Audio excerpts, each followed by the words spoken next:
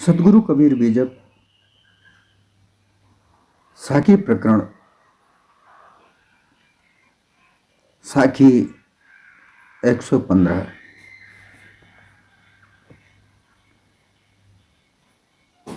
मानुष जन्म दुर्लभ है, बहुरी न दूजी बार। पक्का फल जो गिर परा, बहुरी ने लागे डार।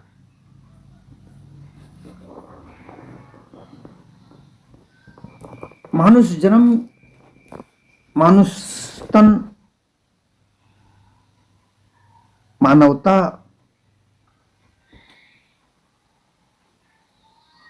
सदगुरु कबीर के विचार के केंद्र में यही थे।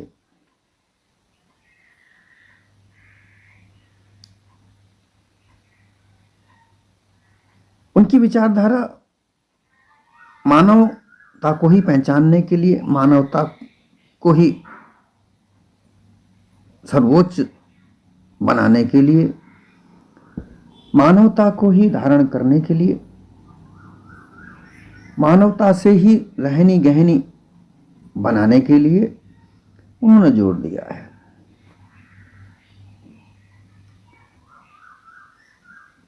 ये मतपंथ, धर्म अधर्म, ये सब बाद की बातें हैं। उनके विचार में सर्वप्रथम मानव था।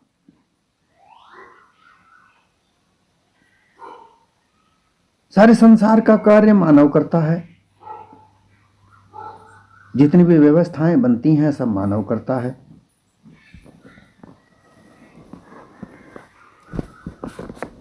खेती बाड़ी करके, बड़ा कठिन परिश्रम करके अन्न और उससे जुड़े हुए जो पदार्थ हैं, जो सामान हैं, जो खाद्य वस्तुओं से जुड़ी हुई अन्य विभिन्न प्रकार की चीजें हैं, कपड़ा बनाने का आधार, उनसे जुड़े हुए सामान, जो भी मानव जीवन में काम आते हैं, जहां तक भी निगाह पसारें, लोहा, सोना, चांदी, हीरे, जवाहरात, सबका निर्माण मानव ही करता है।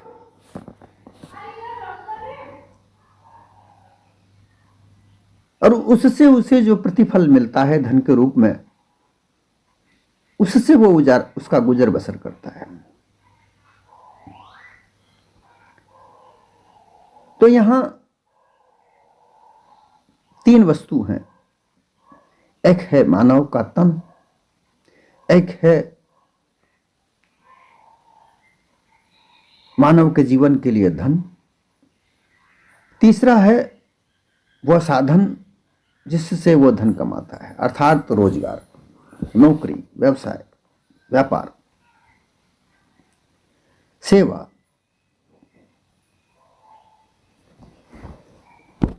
इस मानव जीवन के व्यवहार में इन तीनों चीजों का महत्व है। मानव नहीं है तो कोई कार्य नहीं होगा, मानव है तो कार्य होगा,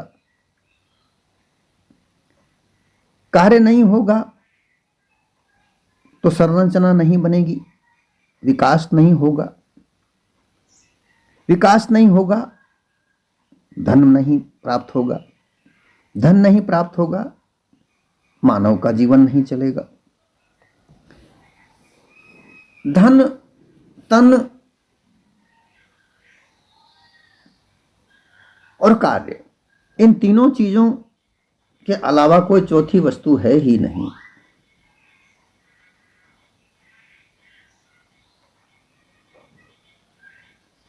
अब अगर चौथी वस्तु है तो अनुमान कल्पना है। वह अनुमान कल्पना भी इस मानव ने ही निर्माण की।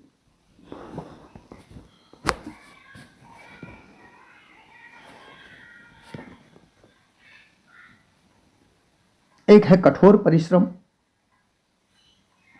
ये मूल है। शिक्षा ग्रहण करने में भी कठोर परिश्रम किया जाता है। बड़ा अध्ययन, मनन, चिंतन, खोज, ये भी एक कठोर कार्य है। रात दिन कठोर अध्ययन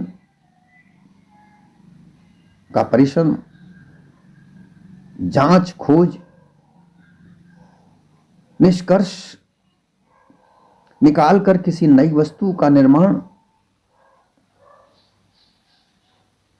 ये बड़ा कठोर कार्य है। दूसरा कठोर कार्य है धरती का सीना चीरकर जो किसान अन्न उपजाता है। रात दिन धूप, ठंड, मेह, उसमें वो कष्ट देखता है। इसके अलावा लोहा, सोना, चांदी, हीरे जवाहरात को निकालने के लिए उनकी खदानों से कठोर परिश्रम करके वह बहुमूल्य वस्तुओं को निकालता है, चाहे वो धरती के गर्त में हो, चाहे समुद्र की गहराई में हो।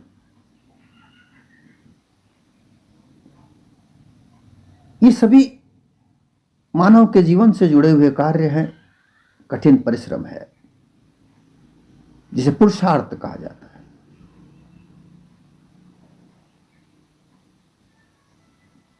ये पुरुषार्थ मानव के पास ही है।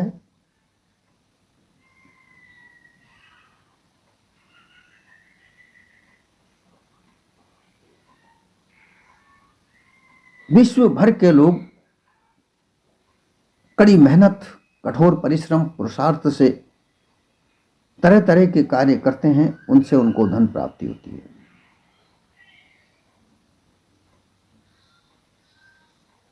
उस धन से वो अपना जीवन चलाते हैं।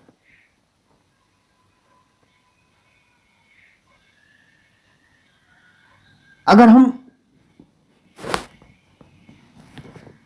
10,000 साल पहले जाएं तो धन के नाम की कोई वस्तु नहीं थी। मानव जीवन जंगल पर आधारित था। जो जंगल में मिलता था, वन में जो मिलता था,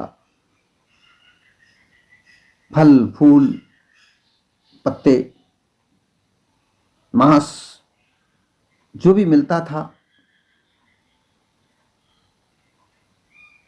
वही उसको भूख शांत करने की वस्तु हुआ करती थी।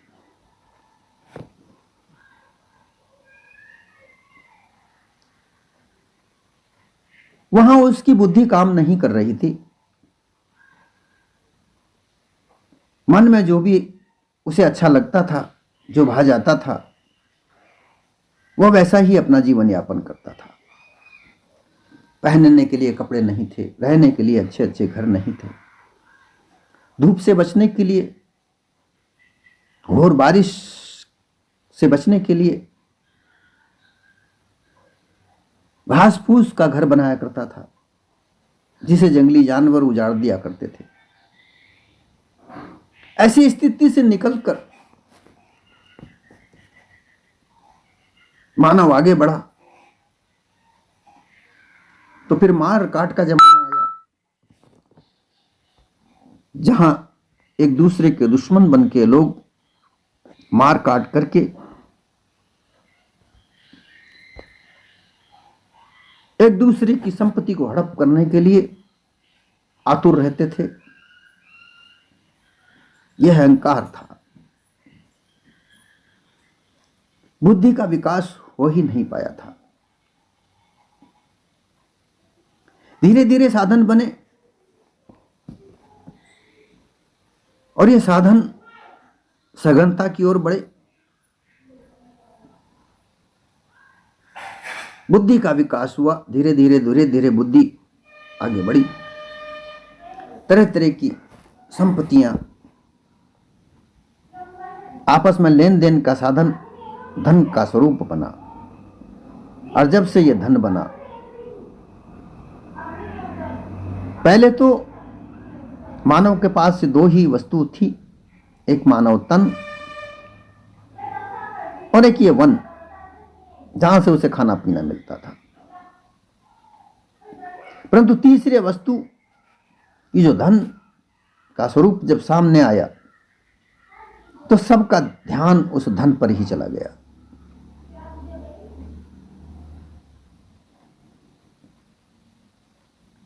धन को ज्यादा से ज्यादा कमाने के लिए लोग उतावले हो उठे। जैसा कि अभी मैंने कहा कि यही धन कमाने के लिए लोग परिश्रम करते हैं, कठोर से कठोर परिश्रम करते हैं। कठोर परिश्रम करके विद्या ग्रहण करते हैं। अलग अलग तरह की विद्याएं हैं।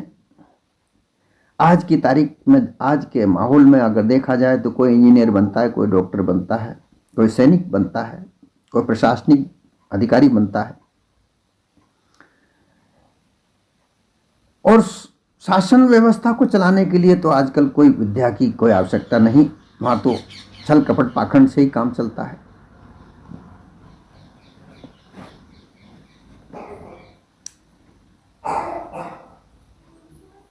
अब इन ऐसी जगह पर आकर के जब हम विचार करते हैं, जब सदगुरु कबीर ने जब विचार किया कि मानव संसार का जब विचार किया, उन्होंने देखा कि इस मानुष के अलावा कोई नहीं है। विभिन्न प्रकार के काल्पनिक मत के अनुसार विभिन्न प्रकार के मत बनाने वाला ये मानव, विभिन्न प्रकार के शास्त्रों को लिखने वाला ये मानव, वाणियों की रचना करने वाला ये मानव, ज्ञान की भूमिकाओं को निर्माण करने वाला ये मानव, तरह तरह की मान्यताओं को निर्माण करने वाला ये मानव, इसके अलावा और कौन है?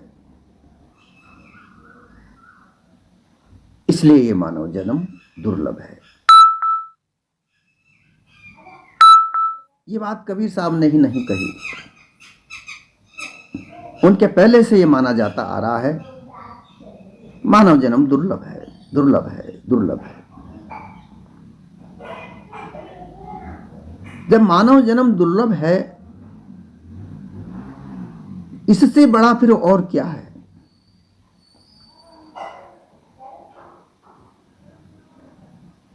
परंतु इस बुद्धि के अलग अलग स्तर हैं। कोई धूर्त बुद्धि है, कोई पाखंडी बुद्धि है, कोई चालाक बुद्धि है, कोई अहंकारी बुद्धि है। इन धूर्तों ने, चालाक पाखंडियों ने अपनी बुद्धि का निर्माण इस्तेमाल करते हुए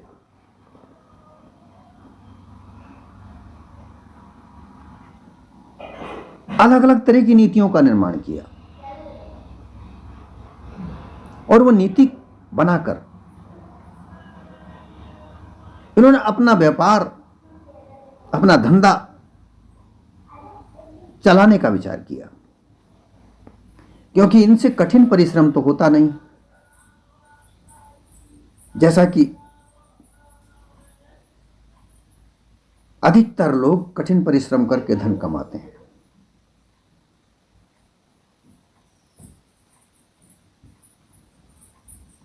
परंतु उस धन कमाने के मार्ग में कभी कभी रुकावटें भी आती हैं।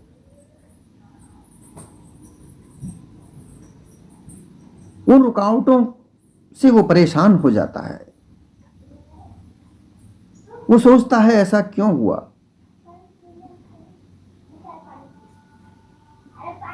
चालाक धूर्त पाखंडी लोगों ने एक रास्ता निर्माण किया। तंत्र, मंत्र, यंत्र, उपासना, कर्म, इनका निर्माण करके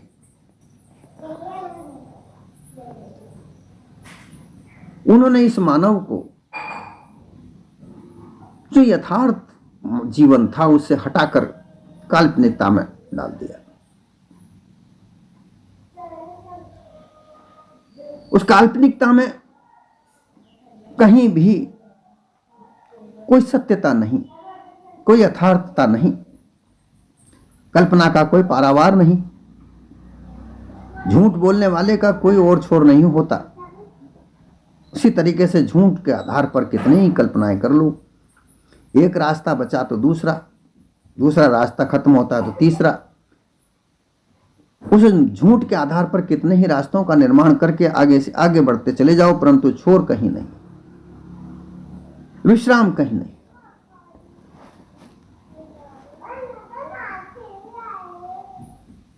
मानव के जीवन में कष्ट व्यवहारिक है, सुख है तो दुख भी है, परंतु इनको मानने के लिए उत्साहित किया इन छल कपट पाखंड रचने वाले लोगों ने।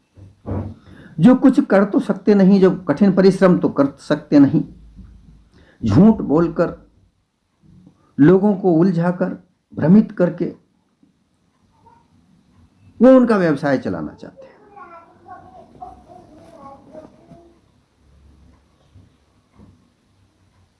और इस व्यवसाय से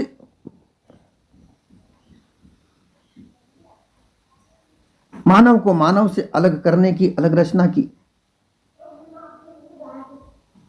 उनकी जो परेशानियां थी, उनका जो दुख है, उस दुख का हल तो निकालना सीखे नहीं, परंतु उसका लाभ उठाकर उनसे धन कमाने का व्यवसाय जरूर उन लोगों ने चला दिया। और उस व्यवसाय को बढ़ाने के लिए इतने छल कपट पाखंड रचे कि मानव का जो सत्य यथार्थ जीवन था वो गुम हो गया।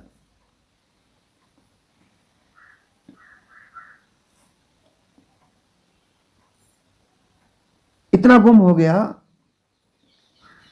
कि उसे ढूंढने के लिए बड़ी मुश्किलें सामने आ गई। ढूंढे भी तो कहां? वो छल कपट पाखंड के रचने वाले, व्यापार को बनाने वाले लोग वही धर्म के ठेकेदार हो गए। अब कहां सत्य यथार्थ प्राप्त हो?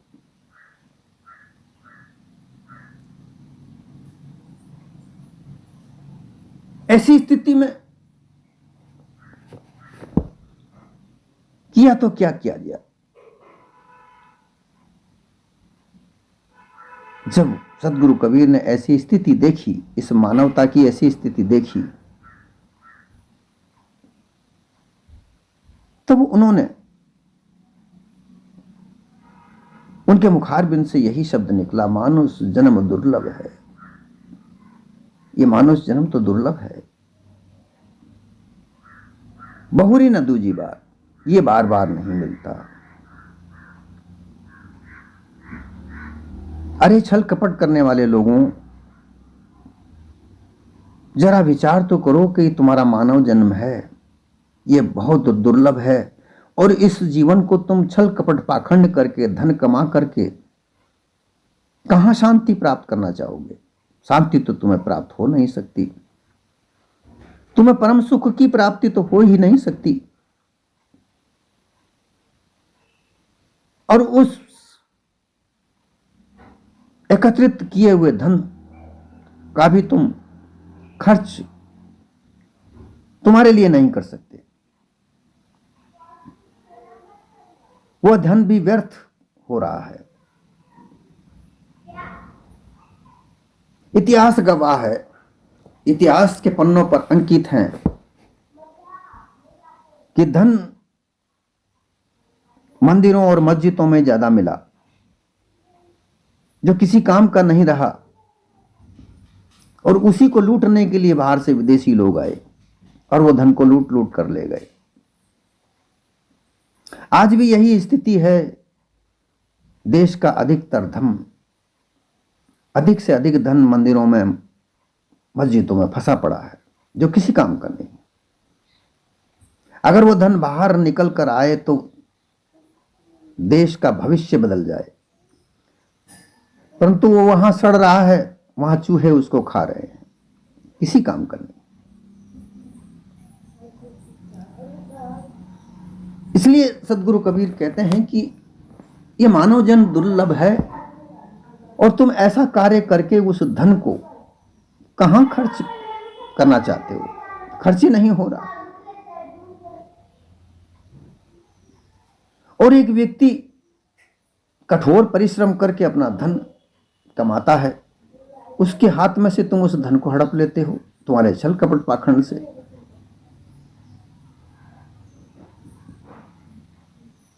ये मानव जीवन नहीं है।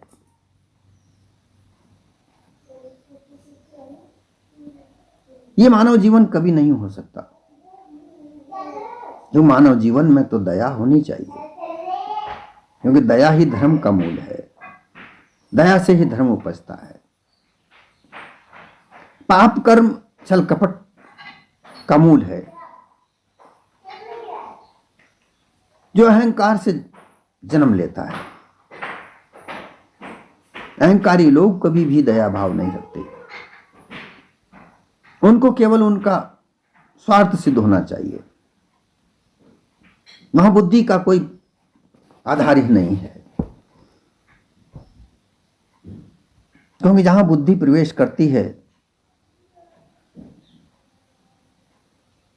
परंतु बुद्धि अज्ञान के साथ अगर है तो अहंकार हावी रहता है, अहंकार का वर्चस्व होता है।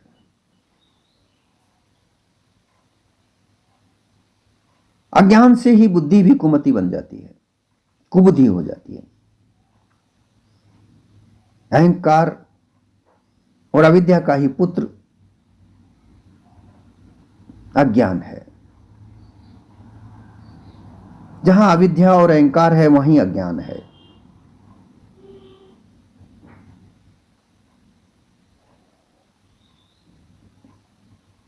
हालांकि ज्ञान भी अज्ञान और मति का पुत्र है, क्योंकि जब अज्ञान के साथ मति लगती है और अहंकार थोड़ा हटता है तो ज्ञान प्राप्त होता है। जब तक अहंकार का वर्चस्व होता है तब तक ये जो बुद्धि है यह अज्ञान के साथ रहती है। परंतु जैसे ही अहंकार, क्योंकि मन संगत में रहता है, जब तक कुसंगत है तब तक अहंकार का वर्चस्व है। और जैसे ही ये विद्वान लोगों की संगत में लगता है, साधु जन की संगत में लगता है, संतों की संगत में लगता है, तो अहंकार का नाश होने लगता है, नम्रता आने लगती है। जैसे ही नम्रता आने लगती है, बुद्धि का वर्चस्व बढ़ जाता है और अज्ञान और बुद्धि के संयोग से ज्ञान प्राप्त होता है।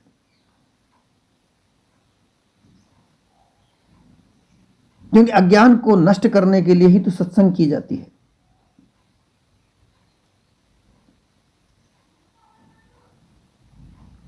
जितने भी संसार में विद्याएं हैं, कर्मकांड हैं, वासना कांड है, ये सब अज्ञान का आधार है।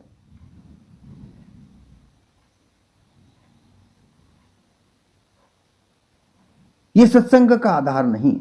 सत्संग का जैसे ही आधार लगता है, अहंकार समाप्त होता है, मन जागृत होता है, मन के साथ बुद्धि को निर्णय बदलता है।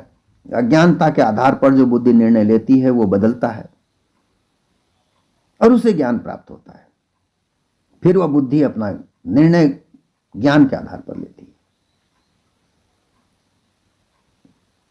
परंतु ज्ञान भी एक जानकारी मात्र होती है। उस जानकारी में से सत्य और असत्य का निर्णय करना वो विवेक का कार्य होता है। क्योंकि ज्ञान और बुद्धि जब मिलते हैं तो फिर उसके बाद में विवेक प्राप्त होता है। उस विवेक के आधार पर सत्य असत्य का निर्णय होता है। तब जाकर मानव धर्म का पता चलता है।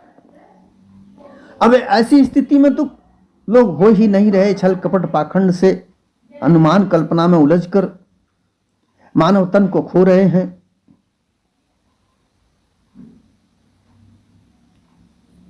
इसलिए यह आवश्यक है कि इस मानव जन्म को समझा जाए, मानव गुण को समझा जाए, क्योंकि मानव के गुण ही विशेष है। अगर मानव में अवगुण है तो पशु के अलावा कुछ नहीं है।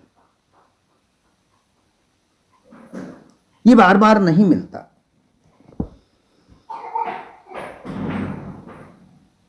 यहां सद्गुरु उदाहरण देके बताते हैं कि जिस तरीके से किसी फल वाले वृक्ष पर फल लगता है तो जब वह पक जाता है तो अपने आप टूट कर गिर जाता है, फिर वापस वो डाल पर नहीं लगता।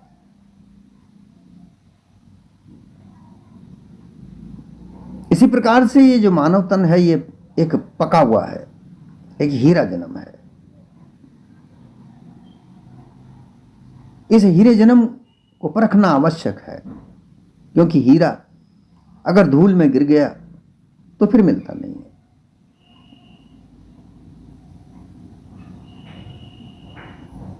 वो फिर गुम होकर अपना अस्तित्व को बिगाड़ देता है, खो देता है। इसलिए मानव को चाहिए कि इस दुर्लभ जन्म को उत्तम बनाए और उत्तम बनाए। और उत्तम कब बनेगा? जब इसमें गुण जागृत होंगे। ये गुणों को धारण करेगा, अवगुणों का त्याग करेगा।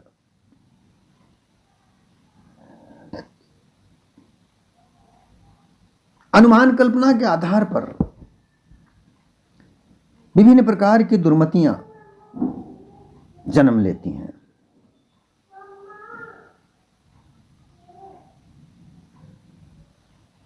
दुर्मति एक दूसरे का विरोध करना, पक्षपात करना, पक्ष विपक्ष करना,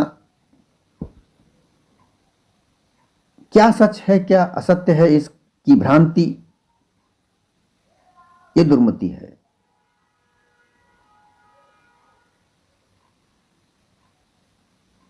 जब तक उस आधार को नहीं समझा जाए, किस आधार पर सत्य को निर्माण किया जाए, किस आधार पर सत्य को समझा जाए, तब तक ये दुर्मति खत्म नहीं होती।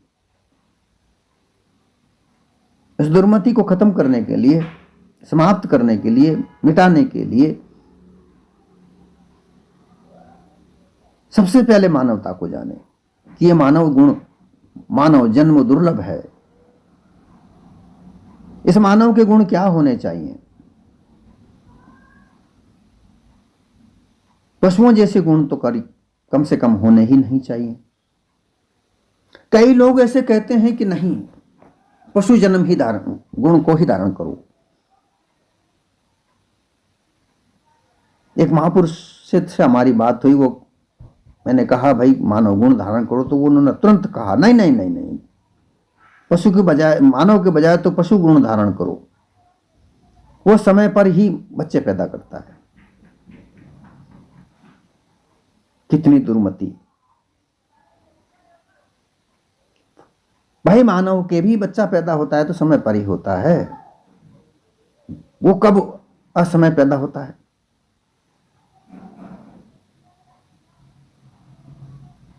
विचार नहीं करते, दया रख ली तो विचार नहीं करते, विचार करते हैं तो उसमें सच नहीं है। उनके विचार करने का आधार कल्पना है, अनुमान है, सच यथार्थता नहीं है। जब तक इन चीजों को, इन वस्तुओं को नहीं समझेंगे जो मानव गुण हैं, उनको समझने के लिए सच्चे सद्गुरु की आवश्यकता है। लोग किताबें पढ़ पढ़कर पता नहीं कैसी कैसी मान्यताओं का निर्माण करके उन मान्यताओं को दृढ़ कराने के लिए बड़ा दिखावा करते हैं, अपने आप को सर्वश्रेष्ठ घोषित करने के लिए।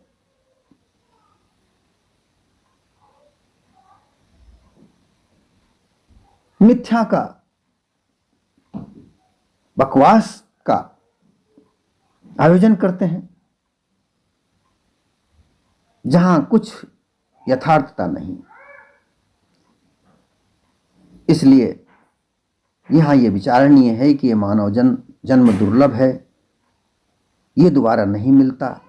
छल कपट पाखंड को हटाकर यथार्थ जीवन जीने का प्रयास करना चाहिए।